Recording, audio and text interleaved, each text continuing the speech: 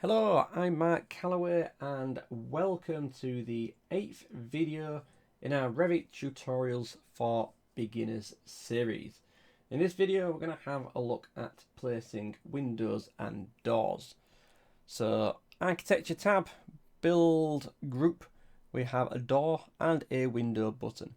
Starting with doors, I'm just going to left click, and then in the Properties window at the top in the Type selector I'm going to choose the type of door I want to place. Just going with the sample families that come with Revit, I'm just going to pick a double door. You can't place a door outside of a wall, but if I move my mouse cursor over a wall, I get a preview. I can choose where I want to place that, left click, and Revit will place the door.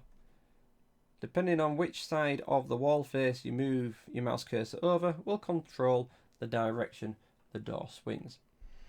As well as a double external door, let's go with a single internal door as well. And I'm just going to place that on this wall over here. Just simply left click and place. Now I can tidy that up by selecting the door afterwards, and using the temporary dimensions I can adjust the positioning of the door. Also with the door selected, I can use these little flip arrows to change whether the door swings to the left or right and whether it swings in or out of a room. Windows are a little similar. Architecture tab, window button. Again, just choosing one of the window types that comes with Revit here.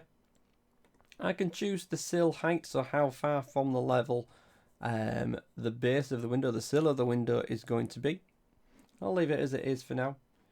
Move my mouse over the wall, left click and place the window. Again, you get these little flip icons here for adjusting where the windows are located. I can go around and I can place several instances of these windows within the project, and I'd probably be a bit tidier than that. Now in this particular project, if we have a look in the 3D view, we have a multi-story project and an expertly modelled building there. Now I want to replicate that window layout exactly on each level. I'm going to select just one of these windows, they're all the same type, so I can right click, I can select all instances of that window in the entire project. That's now selected all those windows. On the Modify tab, which Revit's automatically taken me to, in the clipboard group, I can click the Copy button.